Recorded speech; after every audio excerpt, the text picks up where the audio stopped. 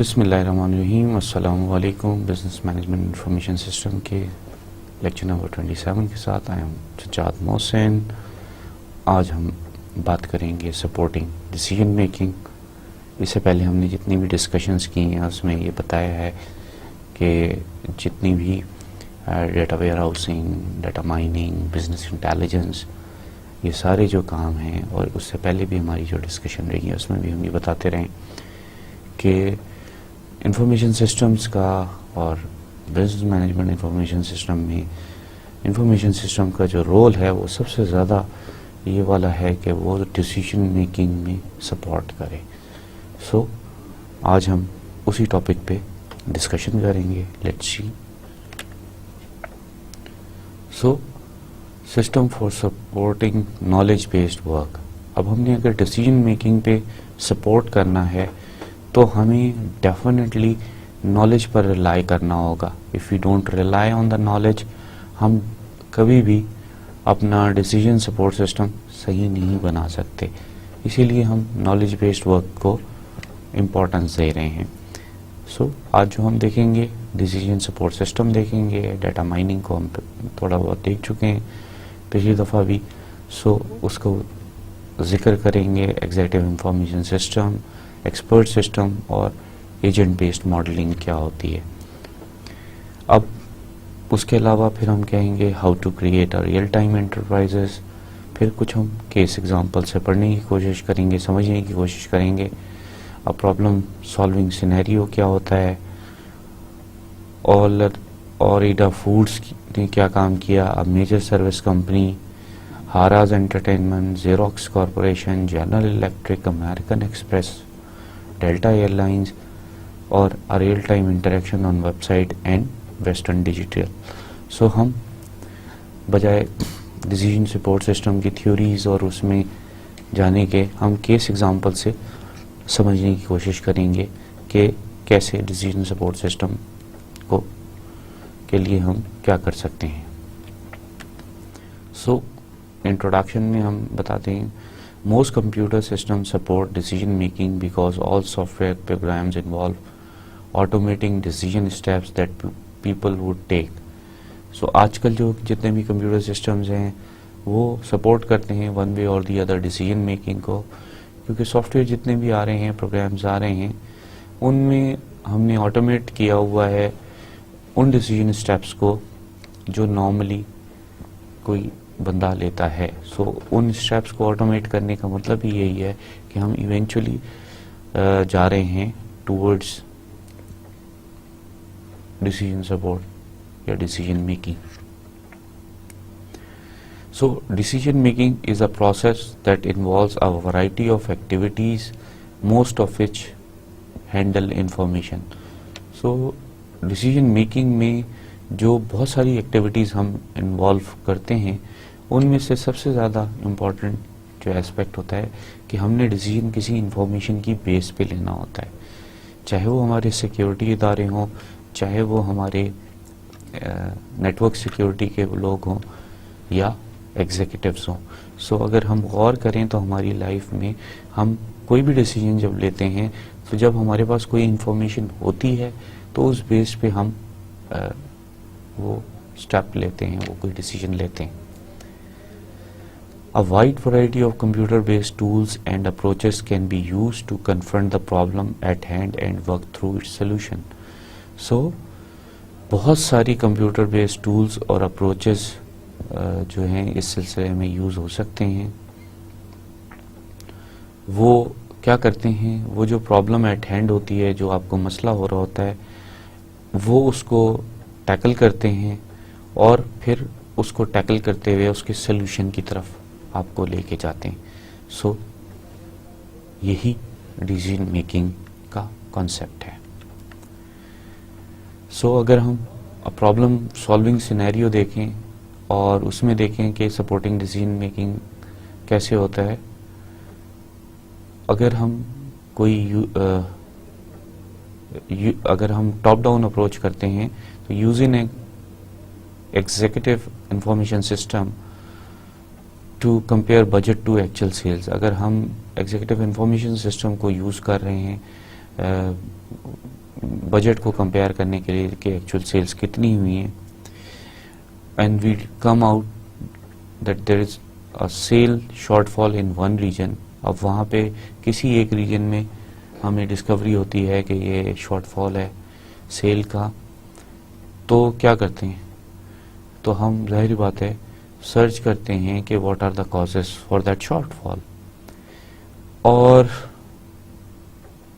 अगर हम top down approach करते हैं तो हमें एक्चुअली एग्जीक्यूटिव को पता नहीं चलता कि क्या प्रॉब्लम क्या थी, व्हाट इज द आंसर, कहाँ पे ये शॉर्टफॉल आई, क्यों आई, किस वजह से आई। सो कॉज कभी भी हमें नहीं पता चल पाती। सो उसमें फिर हमें क्या करना पड़ता है कि हमें इन्वेस्टिगेट करना पड़ता है सेवरल पॉसिबल कॉजेज, कि हम बहुत सारी जो पॉसिबल कॉज हो सकती हैं उनको इन्वेस्टिगेट करते हैं कि क्या क्या क्या रीजंस थी, क्या क्या हो सकती थी जिनकी वजह से ये शॉर्टफॉल आया। अब इकोनॉमिक कंडीशंस क्या आ जाती हैं कि through the EIS and the web access हमें देखना होता है wire services, bank economic newsletter, current business economic publication. तो हम इकोनॉमिक कंडीशंस को देखते हैं कि क्या इकोनॉमिक कंडीशंस उस रीजन में कोई प्रॉब्लम तो नहीं हो रही थी। अब उनको देखने के लिए हम वेब एक्सेस करते हैं और हम जो सर्विसेज होती हैं उनसे चेक करते हैं कि जो ऑनलाइन सर्विसेज हैं उनको देखते हैं कि क्या चीज़ें हैं, बैंक के इकोनॉमिक न्यूज़लेटर्स को पढ़ते हैं, फिर उसके अलावा उस रीजन से रिलेटेड जो करंट इकोनॉमिक और बिजनेस पब्लिकेशंस होती हैं उनको पढ़ते हैं, फिर कंपैरेटिव एनालिसिस करते हैं थ्रू द सेम सोर्सेज, कि हम ये इन्वेस्टिगेट करते हैं कि कंपेटिटर्स तो कुछ ऐसा नहीं कर रहे जिसकी वजह से हमें शॉर्टफॉल आई है, या क्या उन्होंने कोई नई प्रोडक्ट इंट्रोड्यूस कर दी है, कोई उन्होंने इफेक्टिव कैंपेन लॉन्च कर दी है, और उनसे हम कॉज को समझने की कोशिश करते हैं। अब हमारे पास जो रिटन सेल्स रिपोर्ट आई होती है उसको भी हमें ब्राउज करना पड़ता है, उसको भी हमें गो थ्रू करना पड़ता है, और उसको पढ़ने के बाद हम समझते हैं। लेकिन अब अगर हमने ऑटोमेटेड सिस्टम लगा दिया है और हमारे पास concept based text retrieval system मौजूद है, तो वो हमारे लिए वो ब्राउजिंग आसान कर देता है। हम अपने लिख देते हैं और वो हमें उस कॉन्सेप्ट से रिलेटेड जितनी भी टेक्स्ट होता है वो दे देता है कि भाई कहीं कंपेटिटर का प्रॉब्लम तो नहीं है, न्यू प्रोडक्ट का मतलब तो नहीं है, क्या सेल्स ने क्या ऐसी चीज़ दी जिसकी वजह से शॉर्टफॉल हो रही है। इसी तरह से अगर हम डाटा माइनिंग के उस पे एनालिसिस लगा दें और ये मालूम करने की कोशिश करें कि कहीं कोई प्रीवियसली अननोन रिलेशनशिप हमसे मिस तो नहीं हो गई है जो शॉर्टफॉल ले आती है उस खास पर्टिकुलर रीजन में सेल्स में। सो उन प्रीवियसली अननोन फिनोमेना को डाटा माइनिंग से मालूम किया जा सकता है अगर हमने ये सारी चीज़ें लगाई हुई हैं। और फिर अगर हम मार्केटिंग का डिसीजन सपोर्ट सिस्टम्स को एक्सेस कर लेते हैं, जिसमें शामिल होता है set of models to analyse sales pattern, जिसमें सेट ऑफ मॉडल्स बने होते हैं जो सेल्स पैटर्न को एनालाइज कर रहे होते हैं, और वो सेल्स पैटर्न को किस तरीके से एनालाइज कर रहे होते हैं, बाय प्रोडक्ट कर रहे होते हैं, बाय सेल्स रिप्रेजेंटेटिव कर रहे होते हैं, बाय मेजर कस्टमर कर रहे होते हैं। तो result no clear problems revealed, हमें फिर भी कोई प्रॉब्लम रिवील्ड नहीं होती। एक्शन हमें क्या करना पड़ता है, hold a meeting in an electronic meeting room supported by DSS group, decision support system group software which is called GDSS, यानी ग्रुप DSS सॉफ्टवेयर। सो फिर हम GDSS सॉफ्टवेयर से ये मालूम करने की कोशिश करते हैं मीटिंग के ज़रिए आपस में उसको इस्तेमाल करते हुए कि मीटिंग करके कि कुछ पता चले कहाँ पे कोई चीज़ मिसिंग है। अब इस तमाम एग्जाम्पल से हमें क्या समझ में आया, this scenario illustrates the wide variety of activities involved in problem solving and the wide variety of technologies that can be used to assist decision makers and problem solver. अब हमें पहले तो ये पता चला कि हमें इतनी सारी एक्टिविटीज़ करनी पड़ी इस प्रॉब्लम को सॉल्व करने के लिए, पहले तो समझने के लिए, फिर समझ के उसको सॉल्व करने के लिए, फिर न सिर्फ हमें एक्टिविटीज़ करनी पड़ी बल्कि हमें बहुत ज़्यादा टेक्नोलॉजीज़ को भी इस्तेमाल करना पड़ा ताकि वो टेक्नोलॉजीज़ जो हैं डिसीजन मेकर को असिस्ट कर सकें उस प्रॉब्लम को समझने में और फिर उसको सॉल्व करने में.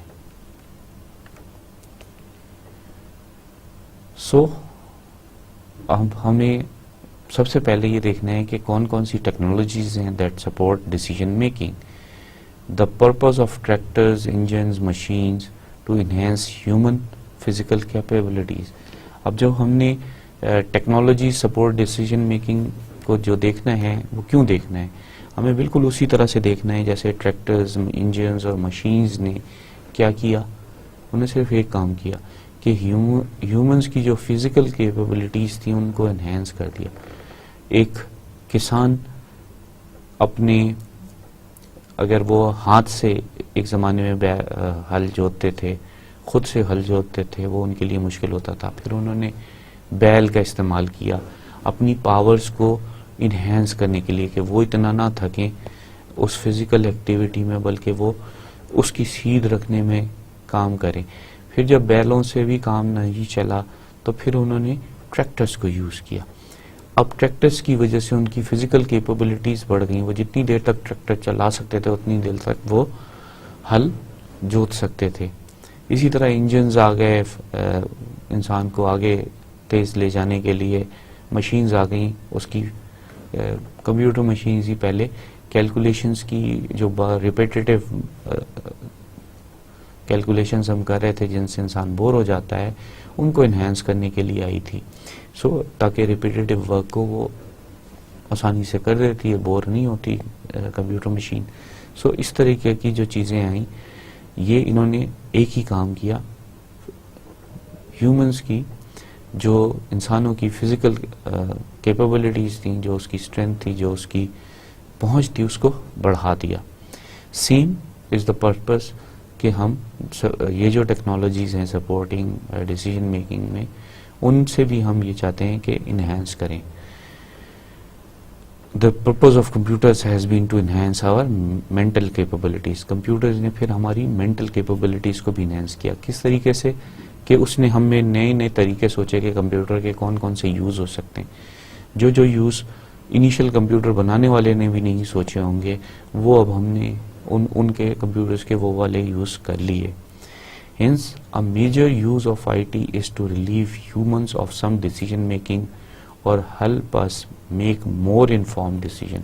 So one way or the other हम IT को यूज़ करते रहे इंसानों को इस बात के लिए रिलीफ देने के लिए कि वो कुछ डिसीजन मेकिंग जो रेपिटेटिव डिसीजन मेकिंग है एटलीस्ट उनको तो वो सिस्टम खुद ही बखुद कर ले, और उसके अलावा हमें ये भी हेल्प करे कि हम एक नॉलेजेबल डिसीजन मेकिंग कर सकें. और नॉलेजेबल डिसीजन मेकिंग हम उस वक्त कर सकते हैं जब हमारे पास इंफॉर्मेशन हो, उस इंफॉर्मेशन को right information at right time at right place. Decision support system के लिए जो टेक्नोलॉजीज़ हैं वो कौन कौन सी होती हैं. सिस्टम्स एक डिसीजन सपोर्ट सिस्टम होता है. Systems that support not replace managers in their decision making activities. ऐसा सिस्टम जो कि सपोर्ट करे. अभी हम रिप्लेसमेंट की बात नहीं करें, हमने पीछे बात की है कि जो रेपिटेटिव डिसीजन है कि ये एक्शन लेना है, इफ़ दिस देन दिस, तो हम वो तो वाला तो कर सकते हैं, लेकिन जो मैनेजर्स का है उनकी के अभी अफादियत को हमने ख़त्म नहीं किया. इसलिए डिसीजन सपोर्ट सिस्टम जो आता है वो एक ऐसे सिस्टम को कहते हैं जो सपोर्ट करता है, रिप्लेस नहीं करता मैनेजर्स को उनकी डिसीजन मेकिंग एक्टिविटीज़ में. डिसीजन मॉडलिंग करता है, डिसीजन थ्योरी को अप्लाई करता है एंड डिसीजन एनालिसिस करता है. थ्योरेटिकल डिसीजन मेकिंग को भी देखता है और फिर उसके एनालिसिस करता है. क्यों करता है? In an attempt to make models from which the best decision can be derived by computation.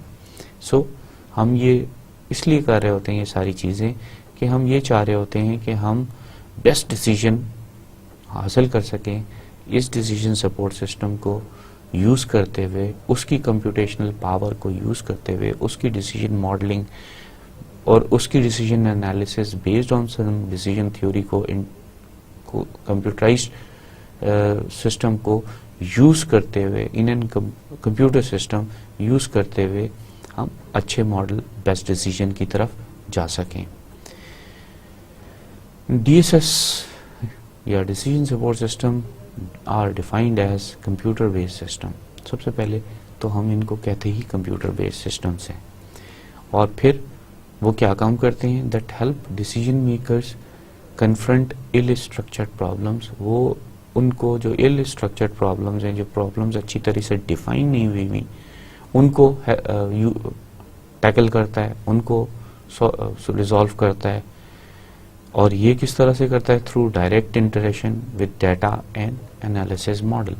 अब ये करता है, डायरेक्ट इंटरेक्शन होती है उसकी डाटा और जो एनालिसिस मॉडल्स हैं, और उन मॉडल्स में से वो जितने भी मॉडल्स हमने जो भी सिस्टम में दिए में, उन मॉडल्स में से वो बारी बारी अप्लाई करता रहता है, और फिर हमारे पास चॉइसेस आ जाती हैं कि हम उनमें से जो बेस्ट डिसीजन है वो एक मैनेजर ले ले कि yes this is the right decision, we have to take this decision.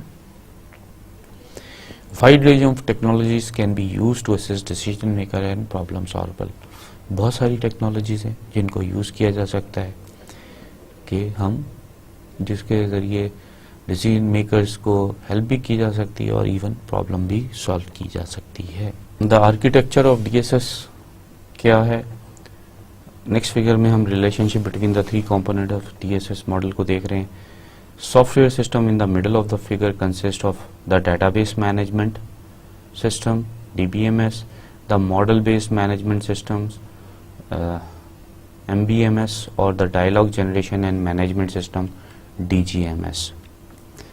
सो ये डाटा कंपोनेंट है डेटाबेस में से, ये ऑब्वियसली DBMS में आ रहा है। ये मॉडल कंपोनेंट है मॉडल बेस में से, तो ये मॉडल बेस्ड मैनेजमेंट सिस्टम में आ रहा है। और फिर जो हमारा ये दोनों चीज़ें हैं ये DGMS में जा रही हैं, और डायलॉग कंपोनेंट यूज़र इसको यूज़ कर रहा है। सो यूज़र जो है वो डायलॉग भेज रहा है क्वेरी की शक्ल में, डायलॉग जनरेशन मैनेजमेंट सिस्टम जो है DGMS जो है वो उसके बाद उसको कन्वर्ट कर रहा है, और अगर उसको डाटा चाहिए तो DBMS में से आ रहा है, और अगर उसको मॉडल चाहिए तो मॉडल बेस्ड मैनेजमेंट सिस्टम से आ रहे हैं, और वहाँ पे यूँ ये सारी चीज़ें फिर डायलॉग में आती हैं और यूज़र को ऑप्शंस आ जाती हैं, what are the results. Let's see the dialogue component. The DSS contains a dialog component to link the user to the system. So पहले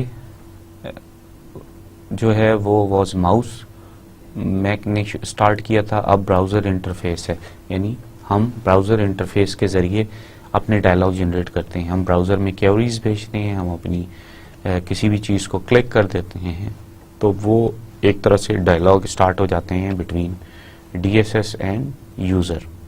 द डाटा कंपोनेंट क्या है कि डाटा सोर्सेज हैं। As the importance of DSS has grown, it has become increasingly critical for the DSS to use all the important data sources within and outside the organization. इस पे हम discussion करते चले आ रहे हैं कि डाटा की इम्पोर्टेंस कितनी ज़्यादा हो चुकी है। सो डाटा कंपोनेंट में ऑब्वियसली DSS को तमाम इनसाइड और आउटसाइड ऑर्गेनाइजेशन जितना भी डाटा मिल सकता है वो उसकी डिसीजन मेकिंग को और बेहतर करने के लिए हो सकता है। फिर हम डाटा वेयर हाउसिंग करते हैं डाटा कंपोनेंट में, फिर हम डाटा माइनिंग करते हैं। Much of the work on data component of DSS has taken the form of activities in this area.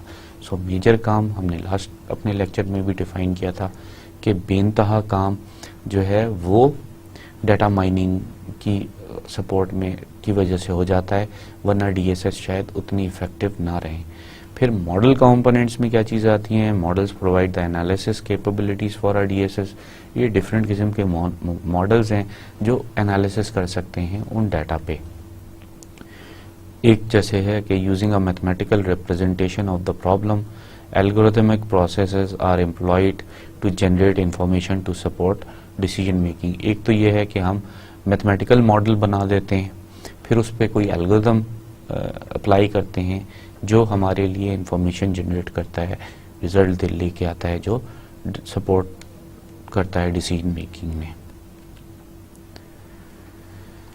अब टाइप्स ऑफ डीएसएस देख लेते हैं। The size and complexity of DSS range from large complex systems that have many of the attributes of major application down to simple ad hoc analysis that might be called by end user computing task। So हमारे पास ये जो है complexity बहुत small से लेके बहुत complex, बहुत high level तक की हो सकती है। जो स्मॉलेस्ट लेवल पे होता है वो ये है कि एड हॉक एनालिसिस हमने किया देन एंड देयर, और उस जगह पे यूज़र ने अपनी कोई क्वेरी डाली, अपना कोई भी उसने क्लिक किया, उस पर एड हॉक एनालिसिस हुआ और उसको रिजल्ट्स आ गए। उसके बाद अगर हमें एक बहुत ही कोई मेजर करना है तो हम इवेंचुअली मिडिल लेवल या फिर हाई लेवल कॉम्प्लेक्स सिस्टम के ज़रिए हम तमाम एट्रीब्यूट्स को लेके और फिर अपना एक रिज़ल्ट निकालें। थोड़ा सा टाइम कंज्यूमिंग भी हो सकता है, बट कॉम्प्लेक्स सिस्टम के साथ ये तो चलता रहता है। Institutional DSS tends to be fairly well defined. जो इंस्टीट्यूशन के डिसीजन सपोर्ट सिस्टम्स होते हैं वो बड़े वेल डिफाइन आते हैं। They are based on pre defined data structure. So वो जो हैं बेस करते हैं पहले से डिफाइन किए हुए डाटा स्ट्रक्चर्स पे। Heavily internal with perhaps some external data. वो टोटली डिपेंडेंट होते हैं इंटरनल डाटा पे, थोड़ा सा शायद बाहर का डाटा आ जाए, एक्सटर्नल डाटा आ जाए। फिर use well establish models in pre scheduled way. So पहले से स्केड्यूल किए जाते हैं जो भी एनालिसिस होते हैं इंटरनल, और उनके बड़े एस्टेब्लिश मॉडल्स हैं, सो उनको आप लेके चलते हैं। Quick hit DSS are developed quickly to help a manager make either a one time decision or a recurring one. Quick hit जो बनाए गए डीएसएस डिसीजन सपोर्ट सिस्टम्स, वो मैनेजर को कोई एक डिसीजन के लिए, या जैसे मैं बार बार कह रहा हूँ कि वो एक रेपिटेटिव डिसीजन जो उसको एक ही जैसा डिसीजन बार बार लेना है, उसके लिए क्विक हिट डीएसएस बना दिए गए कि एड हॉक पे फट से हो और उसको रिजल्ट आ जाए। Can be every bit as useful for a small और लार्ज कंपनी। ये जो है ऑब्वियसली किसी भी स्मॉल ही नहीं, लार्ज कंपनी के लिए भी यूजफुल होगा। मोस्ट टुडे जो है यूज करते हैं Excel spreadsheet, and this spreadsheet is not called decision support system, क्योंकि जो स्प्रेडशीट है उसमें आपके पास डाटा आ रहा है, ज़्यादा से ज़्यादा आप उसको ग्राफिकली देख सकते हैं, कुछ स्टैटिस्टिकल एनालिसिस आप स्प्रेडशीट में भी कर सकते हैं, लेकिन उनके रिजल्ट्स आपकी अंडरस्टैंडेबल फॉर्मेट में नहीं आते। अगर आपने रिग्रेशन एनालिसिस कर लिया और उसकी कोई वैल्यू आ गई है तो then you have to go to statistician and to understand what does this mean, या आप खुद स्टैटिस्टिशियन हो, not everybody could understand. So ये थोड़ी सी प्रॉब्लम होती है जो आजकल हम एक्सेल स्प्रेडशीट्स को सिर्फ यूज़ करते हैं, हमें डिसीजन सपोर्ट सिस्टम यूज़ करना चाहिए। अब हम और आईडीए फूड्स की तरफ जाते हैं कि केस एग्जांपल है, उसने इंस्टीट्यूशनल डीएसएस बनाया था। Frozen food division of H A. Heinz, जो एच.ए. हाइंस है उसकी वो फ्रोजन फूड की डिवीजन है।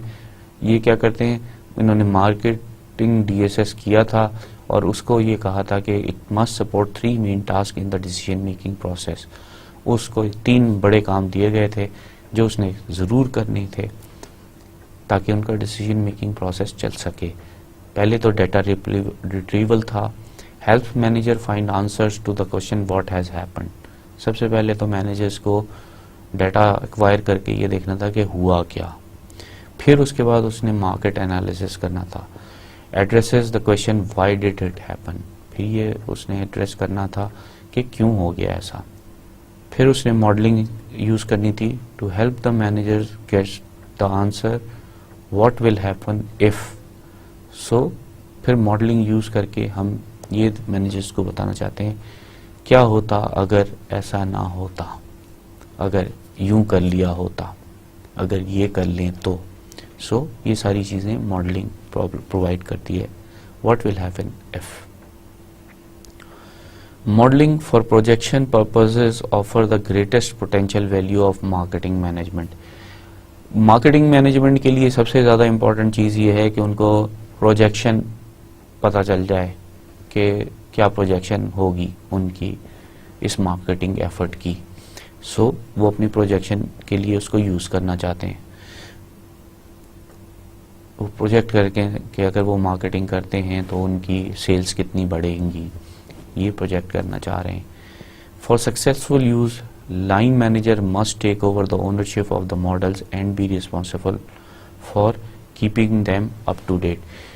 अगर हम इंस्टीट्यूशनल डिसीजन सपोर्ट सिस्टम को कामयाब देखना चाहते हैं तो लाइन मैनेजर से का काम होता है कि हमारी कोशिश ये होनी चाहिए एज एन एग्जीक्यूटिव कि हम लाइन मैनेजर्स को डिसीजन सपोर्ट सिस्टम का की ओनरशिप दे दें, उसका जो सारा मेजर चंक है उनके हवाले करते हैं और उनकी जिम्मेदारियों को वो न सिर्फ उसको यूज़ करें बल्कि उसको अप टू डेट भी रखें। फिर हम अगर मेजर सर्विसेज की कंपनी को देख लें, क्विक हिट, ये हम शॉर्ट एनालिसिस प्रोग्राम के हवाले से देख रहे हैं। Considering new employee benefit program and employee stock ownership plan ESOP, हम उसको देख रहे हैं। Wanted a study made to determine the possible impact of the ESOP on the company and to answer such question as. अब हम ये चाहते थे कि हम एक स्टडी ऐसी कर सकें जिससे हमें ये पॉसिबल हो जाए कि हम ये जो एम्प्लॉय स्टॉक ओनरशिप प्लान ला रहे हैं इसका इम्पैक्ट क्या होगा, उसको देखने के लिए हम ये स्टडी करना चाह रहे थे। और इम्पैक्ट कौन कौन से, how many shares of company stock will be needed in 10, 20 and 30 years to support the ESOP। अब प्रोजेक्शन करना चाह रहे हैं 10 ईयर्स की, 20 ईयर्स की और 30 ईयर्स की कि हमें कितने कंपनी के स्टॉक्स जो हैं वो शेयर्स मार्केट में लाने होंगे सो दैट कि हम ESOP को सपोर्ट कर सकें। दूसरा सवाल ये था कि what level of growth will be needed to meet these stocks requirement. फिर हमें अपनी कंपनी में ऐसी कौन सी ग्रोथ करनी होंगी, किस किस लेवल की ग्रोथ करनी होंगी जो कि ये स्टॉक की रिक्वायरमेंट्स को फुलफिल कर सकें। The information system manager wrote a program to perform the calculation and printed the results. So results ने क्या किया, result showed the impact of ESOP over a 30-year period, और वो उसने बड़े सरप्राइजिंग रिजल्ट्स दिए। Technologies that support decision making में हम डाटा माइनिंग को देखते हैं, हमने ये पहले ही कवर कर लिया है। A promising use of data warehouses is to let the computer uncover unknown correlations by searching for interesting patterns, anomalies और clusters of data that people are unaware exist.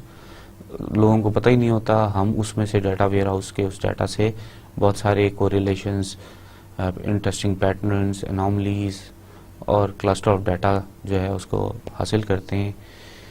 ये सारी चीज़ें जो है डाटा माइनिंग का ही जाती हैं और इसका मकसद ये होता है कि हम नई इंसाइट ले सकें डाटा के अंदर।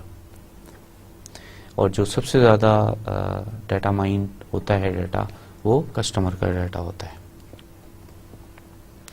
अब हर आज एंटरटेनमेंट की अगर हम एग्जांपल देख लें तो to better know this its customers, Harrah's encourages them to sign up for its frequent gambler card total rewards। सो उसने अपने कस्टमर्स को समझने के लिए इनकरेज किया कि वो साइन अप करें फ्रीक्वेंट गैम्बलर कार्ड को, और ताकि उनको ज़्यादा से ज़्यादा और उनको हमेशा रिवॉर्ड मिले। Harrah's mined its total reward database to uncover patterns and cluster of customers। सो फिर उसने टोटल रिवॉर्ड के डेटाबेस में जो है अनकवर करने शुरू किए पैटर्न्स और क्लस्टर्स ऑफ कस्टमर्स.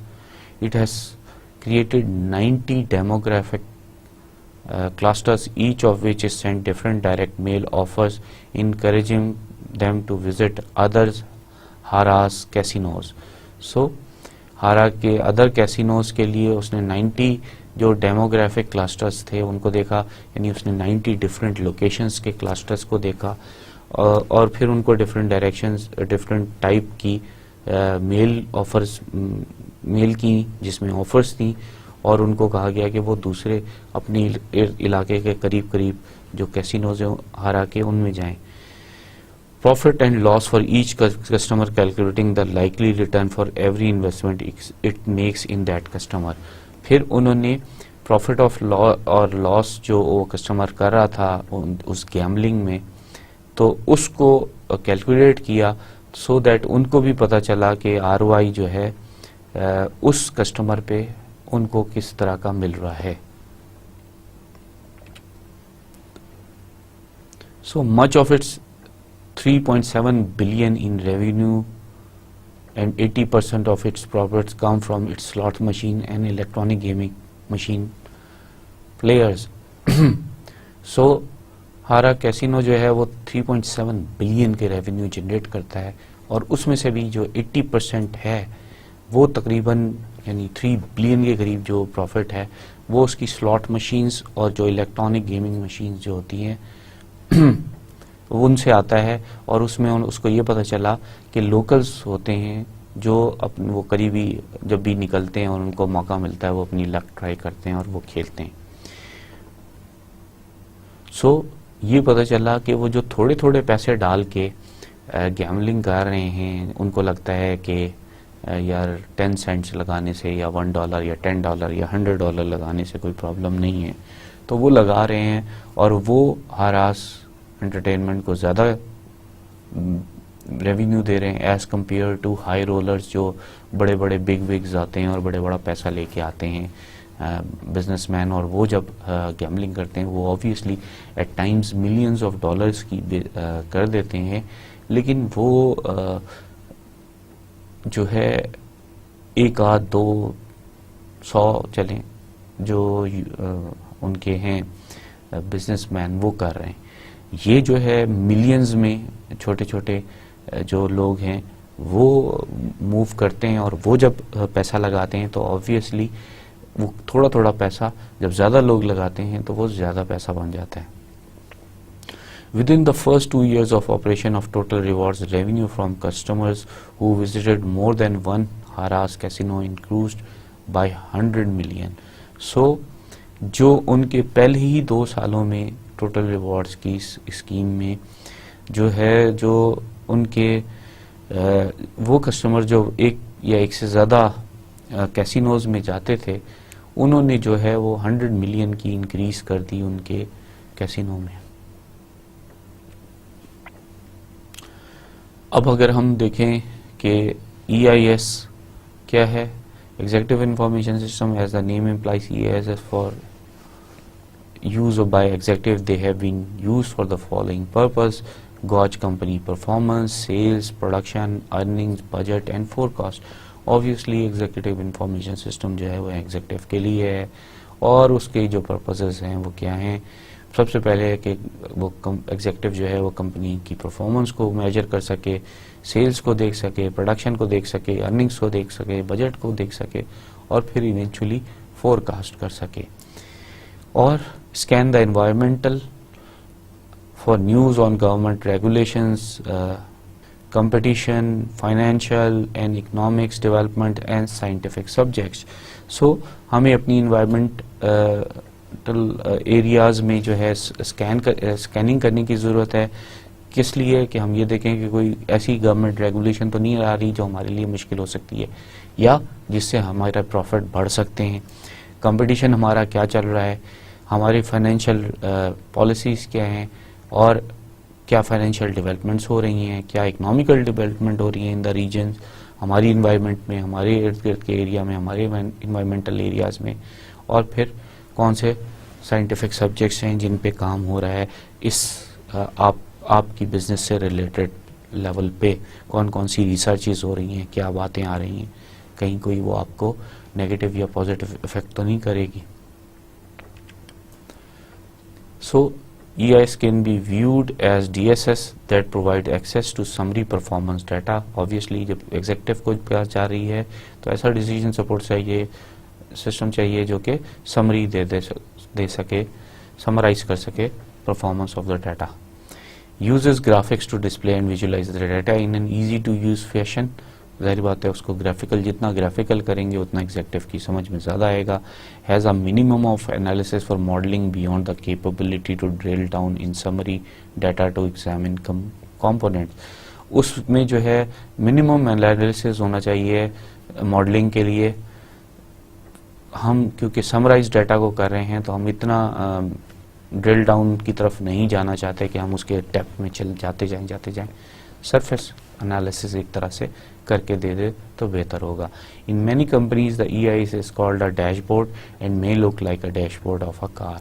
सो बहुत सारी कंपनी में एग्जेक्टिव इंफॉर्मेशन सिस्टम को डैशबोर्ड कहा जाता है और वो बिल्कुल कार के या एरोप्लेन के डैशबोर्ड की तरह होता है। मुख्तलिफ बटन्स, मुख्तलिफ चीज़ें एक डैशबोर्ड पे आई हुई होती हैं और वो नज़र आ रहा होता है, जिसकी एग्जांपल हम पीछे भी आपको लेक्चर्स में दे चुके हैं। आप भी अगर जाके डैशबोर्ड्स को सर्च करेंगे EIS में तो नेट पे आपको बहुत सारे डैशबोर्ड्स नज़र आ जाएंगे। The EIS at Xerox corporation को अगर हम देखें, so EIS at Xerox began small and evolved to the point where even skeptical users become avid supporters। So EIS जब स्टार्ट हुआ था तो Xerox में जो यूज़र्स थे वो बड़े ही उसके बारे में नेगेटिव थे, बड़े स्केप्टिकल थे, लेकिन जब वो इवॉल्व होता चला गया तो वो अब उसके सबसे ज़्यादा सपोर्टर्स बन गए हैं। Its objective was to improve communications and planning such as giving executive pre meeting documents. अब इसका पहला जो पर्पज़ था कि हम कम्युनिकेशन को इम्प्रूव कर सकें और प्लान कर सकें, और उसमें सबसे पहले हम ये करते थे कि प्री मीटिंग डॉक्यूमेंट्स जो हैं वो एग्जेक्टिव के पास पहुंच जाता था। It was also used in strategic planning and resulted in better plans specially across division. फिर उसको स्ट्रेटेजिक प्लानिंग के लिए यूज़ किया गया। जब वो किया गया तो उसमें जाहिर बात है अच्छे रिजल्ट्स आए, और वो किस सूरत में ज़्यादा अच्छे रिजल्ट्स आए, जब वो एक डिवीजन से बढ़कर अक्रॉस द डिवीजन जब स्ट्रेटेजिक प्लानिंग करने की ज़रूरत आई तब EIS ने ज़्यादा अच्छा रोल प्ले किया। अब पिटफॉल्स जो होते हैं EIS डेवलपमेंट में वो क्या होते हैं? सबसे बड़ा तो पिटफॉल ये होता है कि आप फंस जाते हैं लैक ऑफ एग्जेक्टिव सपोर्ट। जब कोई डिज़ाइन करने जा रहा होता है तो एग्जेक्टिव उसको टाइम नहीं दे रहा होता, तो वो सबसे बड़ा बैरियर होता है। Executive must provide the funding but are the principal users and supplied the needed continuity. So उनको फंड्स ही नहीं प्रोवाइड करने एग्जेक्टिव को, क्योंकि वो उसके प्रिंसिपल यूज़र होंगे, तो उनको कंटिन्यूटी के लिए भी फंड्स अवेलेबल करने हैं, और उसके बाद दफ़ा गोल्स ऑब्जेक्टिव डिफाइन करने के लिए और जो उनको रिपोर्ट्स की इनपुट्स चाहिए होती हैं उसकी भी इनपुट उन्हें देनी होती है। अनडिफाइंड सिस्टम ऑब्जेक्टिव होते हैं, तो वहाँ पे the technology, the convenience and the power of EIS are impressive, but the underline objectives and business values of an EIS must be carefully thought throughout।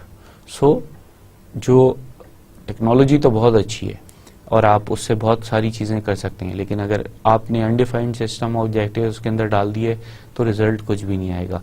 सो हमें बड़े थॉटफुल ऑब्जेक्टिव्स उसमें डालने की ज़रूरत होती है।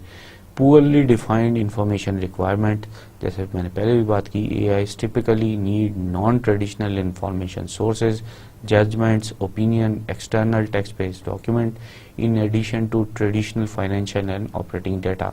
अब EIS की जो सबसे बड़ी प्रॉब्लम है कि उसके पास ट्रेडिशनल फाइनेंशियल और ऑपरेटिंग डाटा तो आ जाता है जो कि वेल डिफाइंड होता है, लेकिन उसके बाद जो कुछ भी उसके पास आता है वो चाहे उसकी एग्जेक्टिव की अपनी इंफॉर्मेशन सोर्सेज हैं, उसकी अपनी जजमेंट है, उसका अपना ओपिनियन है, फिर उसके पास कुछ एक्सटर्नल टेक्स्ट पड़े होते हैं, रिपोर्ट्स पड़ी होती हैं, वो सामने रख देता है। तो उनके ऊपर जब आप कोई इंफॉर्मेशन सिस्टम बना रहे होते हैं तो वो इतना अच्छा वेल डिफाइंड नहीं होता, पुअरली डिफाइंड होता है। सो इन तमाम चीज़ों से निकलना जो निकल पाते हैं वही एग्जीक्यूटिव इंफॉर्मेशन सिस्टम चलते हैं। Inadequate support staff must have technical competence, understand the business, and have the ability to relate to the varied responsibilities and work pattern of executive. अब सपोर्ट स्टाफ जो है इसमें inadequate होता है। क्यों होता है कि एक सपोर्ट स्टाफ को जो टेक्नीशियन है उसमें टेक्निकल कॉम्पिटेंस भी होनी चाहिए, वो बिजनेस को भी समझ रहा हो, फिर उसके अंदर ये कैपेबिलिटीज भी हों कि वो एग्जेक्टिव की रिस्पॉन्सिबिलिटीज़ और उनके वर्क पैटर्न को भी समझ सके।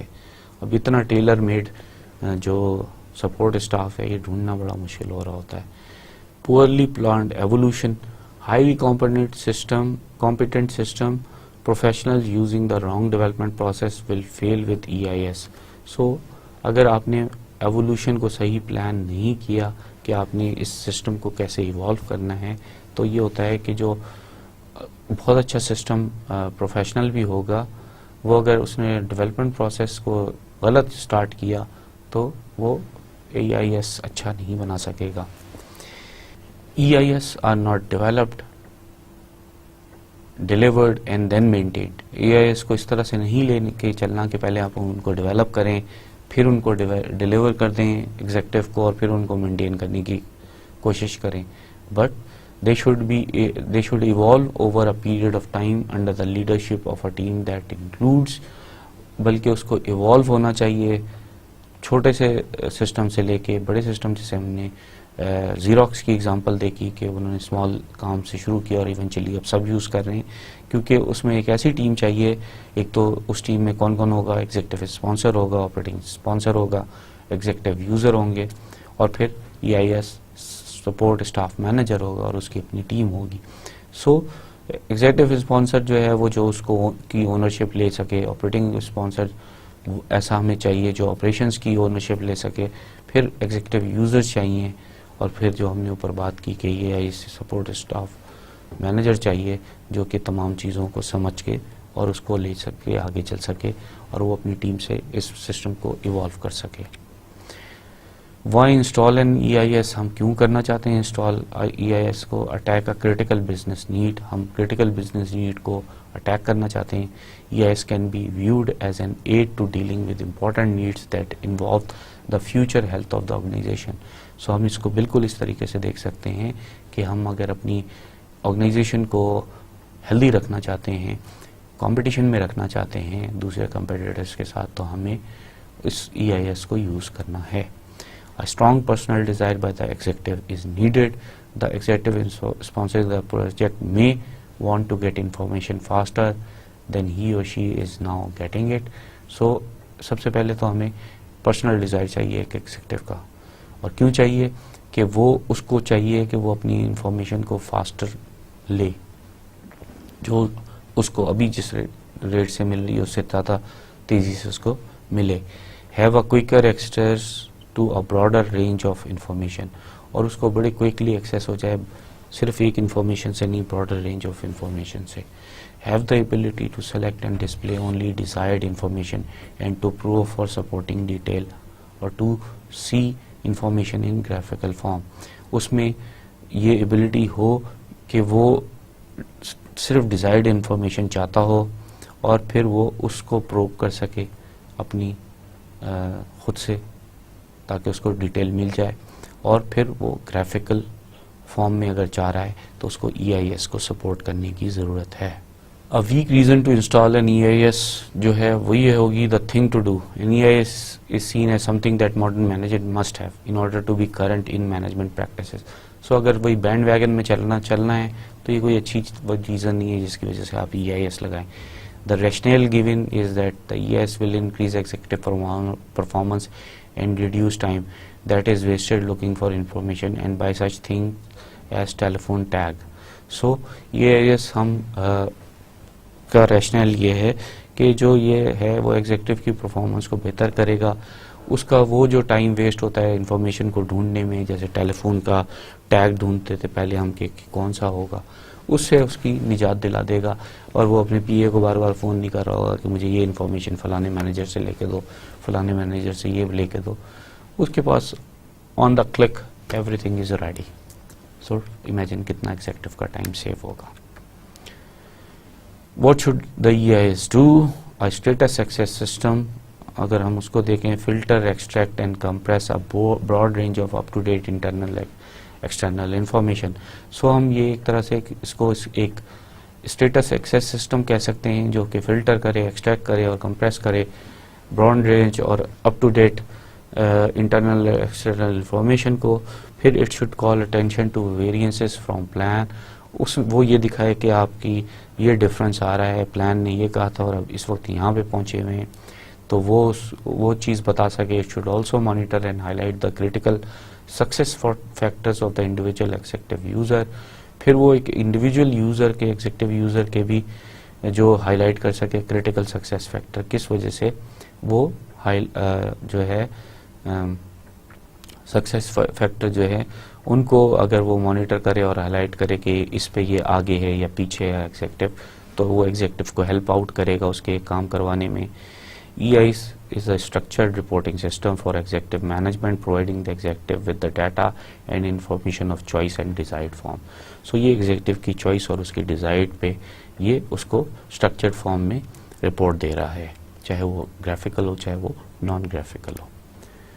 अब अगर हम जनरल इलेक्ट्रिक की EIS की एग्जांपल देखें, most senior GE executive have a real-time view of their portion of GE via an executive dashboard. So वो executive dashboard को use करते हैं. Each dashboard compare expected goals, sales response time, etc. with actual alerting the executive when gaps of a certain magnitude appear. So ये जो है वो जो हर dashboard जो है वो एक्सपेक्टेड गोल, सेल्स, रिस्पांस टाइम वगैरह को देख के एक्सपेक्टेड गोल्स को देख रहा होता था विद एक्चुअल के हमारी एक्सपेक्टेड गोल्स ये हैं और अब हमारे गोल अभी तक हमने ये अचीव किए हैं, और उसको वो अलर्ट कर देता था कि अब अगर ये ज़्यादा कर लिया है, ये यहाँ पे कमी हो रही है. GE's goal is to gain better visibility into all its operations in real time and give employees a way to monitor corporate operations quickly and easily. GE चाहती ये थी कि उसके ऑपरेशंस जो हैं वो रियल टाइम पे हो जाएं और उसके एम्प्लॉयज़ जो हैं वो मॉनिटर कर सकें कॉर्पोरेट ऑपरेशंस को क्विकली और easily. The system is based on complex enterprise software that interlinks existing system. So system जो उन्होंने लगाया था वो ऑब्वियसली कॉम्प्लेक्स एंटरप्राइज सिस्टम था क्योंकि वो इंटरलिंक कर रहा था तमाम एग्जिस्टिंग सिस्टम्स को. GE's actions are also moving its partners and business ecosystem closer to real-time operation. अब GE के इस एक्शन ने उसके जो पार्टनर्स थे और उसके बिजनेस इकोसिस्टम में जो कंपेटिटर्स और उसके जो रिटेलर्स थे और जो उसके यूजर्स थे उन सबको भी क्लोजर कर दिया कि वो भी रियल टाइम ऑपरेशंस करें. सो एक्सपर्ट सिस्टम क्या होता है? Expert system real world use of artificial intelligence है. क्या करते हैं हम इसमें? AI is a group of technologies that attempts to mimic our senses and emulate certain aspect of human behaviour such as reasoning and communication. अब ये जो artificial intelligence में हम क्या कर रहे हैं कि इसमें बहुत सारी टेक्निक्स हम यूटिलाइज कर रहे हैं, एल्गोरिथम्स लिख रहे हैं कि हम अपने सेंसेस को कॉपी कर सकें और फिर उन्हीं सेंसेस की बेस पे ह्यूमन बिहेवियर के जो रीजनिंग और कम्युनिकेशन के तरीके कार हैं उनको हम अडॉप्ट कर सकें. यानी हमारा दिमाग किस तरह से सोचता है हम उस पैटर्न को भी AI में यूज़ कर रहे हैं. हम ये देखते हैं कि वो किस तरह से मेमोराइज कर रहा है, उसकी रिटेंशन कैसे है, फिर वो याद कैसे कर रहा है, ये सारी चीज़ें हम इसमें करते हैं. फिर एक एक्सपर्ट कैसे डिसीजन ले रहा है इसको भी हम इसमें इस्तेमाल करते हैं. Promising for 40+ years now finally living up to the promise, और अब वो अपने प्रॉमिस को लिव अप कर रहा है. An expert system is an automated type of analysis or the problem solving model that deals with the problem the way an expert does. So expert system बिल्कुल अपने नाम की तरह है कि ये क्या है कि जिस तरह एक्सपर्ट किसी प्रॉब्लम को जो है वो एनालाइज करता है, फिर डील करता है और सॉल्व करता है प्रॉब्लम को, उसी तरह से ये एक्सपर्ट सिस्टम जो हम बनाएं वो भी यही करे. एक्सपर्ट सिस्टम कोई नए नहीं है. इसकी जो टेक्नोलॉजी थी वो लिस्प और प्रोलॉग ये लैंग्वेजेस थी 70s की, और उनमें ये यूज़ करते थे और उससे बनाते थे expert system. The process involve, जो एक्सपर्ट सिस्टम का प्रोसेस है वो involve consulting a base of knowledge और expertise to reason out an answer based on the characteristics of the problem. So इसमें हम क्या करते हैं कि हम एक नॉलेज बेस अपना बना लेते हैं किसी एक डोमेन में, किसी एक एक्सपर्टीज में। लेट सपोज के बिजनेस मैनेजमेंट का हम एक्सपर्ट सिस्टम बनाना चाहते हैं, तो अब हमें एक बिजनेस मैनेजर की एक्सपर्टीज को लेना पड़ेगा, उससे सारी नॉलेज एक्वायर करनी पड़ेगी। वो नॉलेज एक्वायर करके उसके कैरेक्टरिस्टिक्स देखने पड़ेंगे, और फिर जो वो उसके रीज़न जिनकी बेस पे वो तमाम फैक्ट्स के ऊपर बेस करके अपनी एक्शन करता है, हम पहले फैक्ट्स जमा करेंगे, फिर उनकी इन्फ्रेंसिंग करते हैं, उनके रूल्स बनाते हैं कि वो किस किस बेस पे, और वो एक से ज़्यादा इफ देन एल्स के रूल्स नहीं होते, बल्कि वो एक पूरा प्रोसीजर होता है जिसके तहत वो रूल्स अप्लाई होते हैं और उससे फिर रिजल्ट आता है। तो like DSS they have a user interface, उसमें यूज़र इंटरफेस होना चाहिए, एन इन्फ्रेंस इंजन होना चाहिए जिसमें तमाम रूल्स दिए होते हैं, और स्टोर्ड एक्सपर्टीज होती है in the form of a knowledge base. तो उसकी एक्सपर्टीज नॉलेज बेस में डाल दी जाती है। इन्फ्रेंस इंजन जो है वो उसके फैक्ट्स जब उसमें डाल दिए जाते हैं, उसकी नॉलेज डाल दी जाती है, तो फिर वो देखता है कि रूल्स कैसे अप्लाई हो रहे हैं और उन रूल्स के ऊपर वो बेस करता है। The inference engine is that portion of the software that contains the reasoning method used to search the knowledge base and solve the problem. So inference engine जो है वो मेजर चक होता है, इसीलिए उसको इंजन कह रहे हैं, जो रीजनिंग मेथड्स रूल्स को देखता है, फिर सर्च करता है नॉलेज बेस को, फिर सॉल्यूशंस को देखता है और फिर try to resolve the problems. Knowledge can be represented in a number of ways. One is as cases, यानी केस बेस्ड रीजनिंग होती है। Expert system using this approach draw inferences by comparing a current problem or case to hundreds or thousands of similar past cases. So वो अभी जो आपने problem दी है वो उसको केस बना लेगा और फिर वो देखेगा कि ऐसे पीछे हजारों केसेस किस तरह से रिजॉल्व हुए थे और उन्हीं की बेस पे आपको सोल्यूशन दे देगा। A second form is neural network.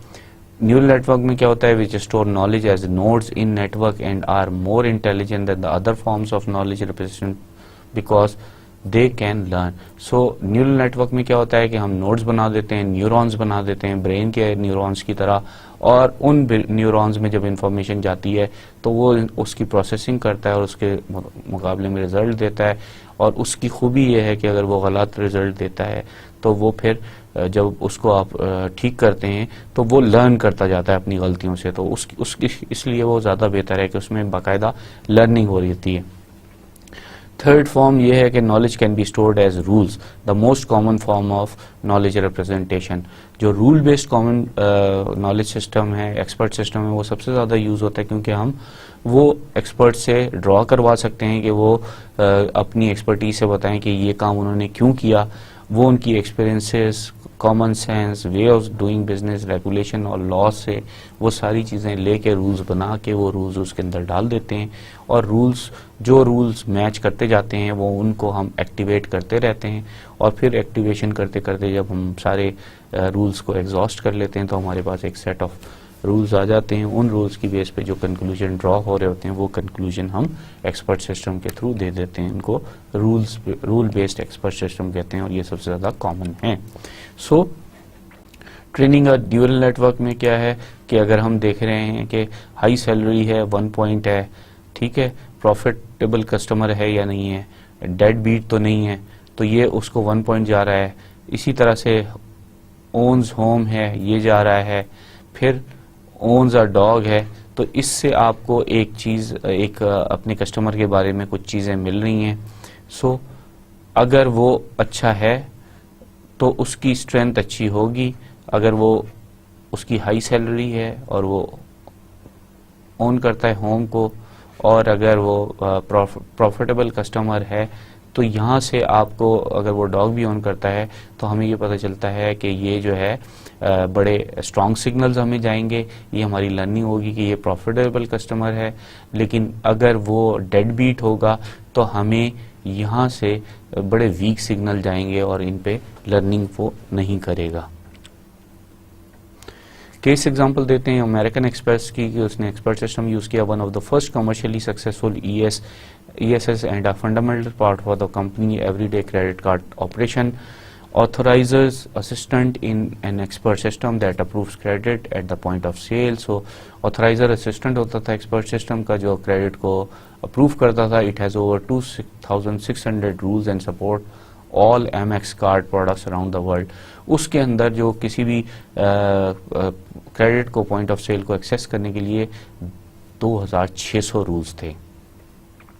उनको वो एक्सपर्ट सिस्टम जो है देखता था और उसके बाद वो authorise credit by looking at whether card holder are credit वर्दी।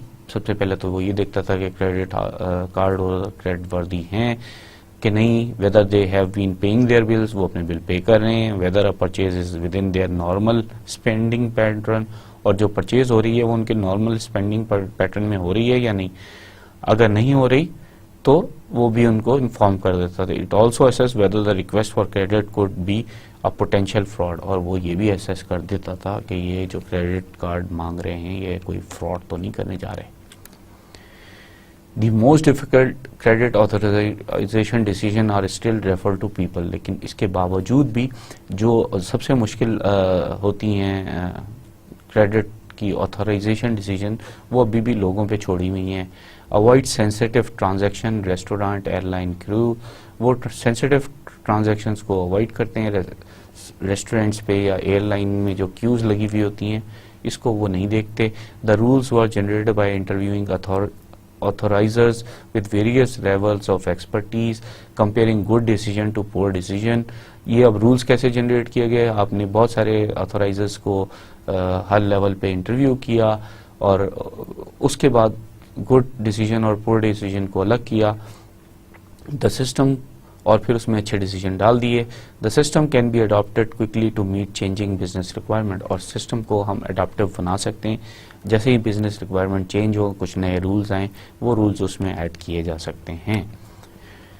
डिग्री ऑफ एक्सपर्टीज क्या होती है? As an assistant the lowest level of expertise the expert system can help a person perform routine analysis and point out those portion of the work where the expertise of the human is required. So वो routine analysis भी कर सकता है और बता सकता है कि यहाँ पे आप अपना काम करें। एज अ कोलीग ये असिस्टेंट के तौर पर काम करेगा। As a colleague the second level of expertise the system and the human can talk over the problem until a joint decision has been reach.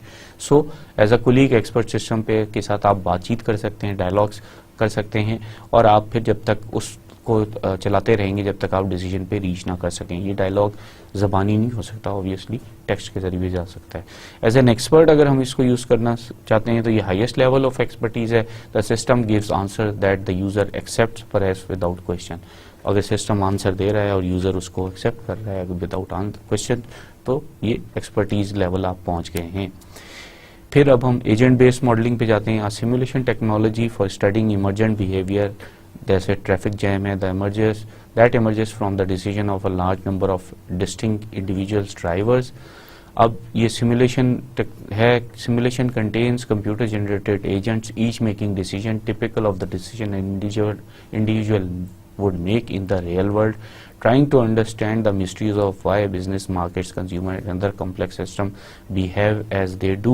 So ये सिमुलेशन है, जिस तरह इंसान करता है उसी तरह आप भी कर सकते हैं। इसमें हम कोशिश कर रहे हैं कि हम ये समझने की कोशिश करें कि लोग किस तरह से, बिजनेस किस तरह से, मार्केट किस तरह से चल रही है। सम एग्जांपल जो है वो Nasdaq change it's tick size, जो नैस्डैक ने अपना टिक साइज चेंज कर दिया है। रिटेलर ने रीडिज़ाइन इट्स इंसेंटिव प्रोग्राम, उसकी वजह से Southwest Airlines revamp its cargo operation, company changing its recruiting practices. So ये सब कुछ जो है एजेंट बेस्ड मॉडलिंग पे की गई। सो अगर हम कंक्लूड करें इस डिसीजन मेकिंग सपोर्ट सिस्टम को, this section has discuss 5 seemingly competitive technologies that support decision making. In reality they often overlap and combine the Next session demonstrate how these decision support technologies and other technologies are being mixed and matched to form foundation of the real time enterprise. So real time enterprise कैसे बनी, next session में हम उसके बताते हैं आपको. अब real time कैसे गई, through IT organization have been able to see the status of operations more and more toward real time. The internet is giving companies a way to disseminate closer to real time information about events. The essence of the phrase real time enterprise is that organization can know how they are doing at the moment rather than have to wait days, weeks or months for analysis result. So analysis result आप then and there करना चाह रहे हैं तो ये real time enterprise है. It is occurring on whole host of fronts. ये बहुत सारी जगह हो रहा है. Enterprise nervous system कह रहा है to coordinate company operation, straight through processing to reduce distortion in supply chains, real time CRM to automate decision making relating to customer, communicating objects to gain real time data about the physical world. So इस तरीके से ये कर रहे हैं. Enterprise nervous system क्या है? These are the typical means of a real-time enterprise. They are message-based because sending messages is efficient and effective in dispersing information among parties simultaneously. Event-driven, when event occur, it is recorded and made available. Use a publish and subscribe approach. The event is published to an electronic address and any system person or device authorized to see the information can subscribe to that address information feed and get that data. Use common formats, data formats and disparate systems are reduced to common denominators that can be understood by other system and hence shared. So common data format use करते हैं ताकि disparate system को हम ख़त्म कर सकें ताकि information या data share हो सके. अगर हम डेल्टा एयरलाइन की एग्जांपल देखें तो उन्होंने क्या किया है, उन्होंने बिल्ड किया एंटरप्राइज नर्वस सिस्टम ताकि उसके गेट ऑपरेशन जो हैं उनको वो डिस्पैरेट सिस्टम जो थे उनको ख़त्म कर सके. किस गेट में जाना है, पैसेंजर ने information about each flight is manage by the system. वो हर फ्लाइट की जो है सिस्टम में मैनेज की जाती थी रियल टाइम में. Everyone who needs to know about a change can get the data. जिसको चेंज का मालूम करना था वो डाटा ले सकता था. The system uses a publish and subscribe approach using enterprise application integration products whereby the messaging middleware allows disparate actions application to share data. उन्होंने अपना एंटरप्राइज एप्लीकेशन इंटीग्रेशन कर दी ताकि उनका डिस्पैरेट डाटा एक साथ हो जाए. When an event occur it ripples to everyone. जैसे ही कोई गेट चेंज होता था तो वो बता देते थे और वो लोग हर एक को पता चल जाता था. अगर फ्लाइट डिले हो रही है, कुछ भी हो रहा है, वो उसको पता चल जाता था. Delta is now expanding those ripples out to their partners who serve their passengers such as carters and caterers and security companies. So अब वो अपने केटरर्स और सिक्योरिटी कंपनीज को भी इंफॉर्मेशन दे रहा है. Straight through processing जो है, the notion of a real time enterprise has generated two buzzwords. One is zero latency, time नहीं लगना चाहिए, which means reacting quickly to information. The second is straight through processing, which means that transaction data are entered just once in the process or supply chain. The goal is to reduce lags and latency in supply chains. तो data को एक दफ़ा enter करने का मतलब होता है straight through processing. एक दफ़ा हुआ और वो सब कुछ चला गया. Another view of the real-time response might occur between a company and a potential customer, perhaps via a customer call center or a website. E50 जो है CRM सॉफ्टवेयर एग्जांपल को अगर हम देखें, उन्होंने रियल टाइम CRM यूज किया था. A potential guest visits the website of a hotel chain checking for a hotel in Orlando. The real time CRM system initiate or request to create a profile of the customer. All past instructions interaction with that customer, past billing information, past purchasing history. Using this information makes real-time offer to the website visitor, and visitor response are recorded and taken into account for future website visitors. So जो भी visitor आता है उसकी वो तमाम information से लेके उसको जो है रियल टाइम इन्फॉर्मेशन दे देता है. ये आजकल आप लोग देखते रहते हैं कि अगर आप एक दफ़ा किसी चीज़ की सर्च लगा दें तो वो आपको आती रहती है. ये सारा CRM के ज़रिए हो रहा है. सो ये real time interaction with the website है कि आपने वेबसाइट को विज़िट किया, कॉन्टैक्ट कॉल सेंटर या सेल्स को किया. E50 डाटा मार्ट है, ERP सिस्टम है, ERP कॉमर्स सिस्टम है, लेगेसी सिस्टम है, रियल टाइम सर्वर्स हैं और ये आपको सारी इंफॉर्मेशन प्रोसेस करके आपके सामने ला के रख रहे हैं.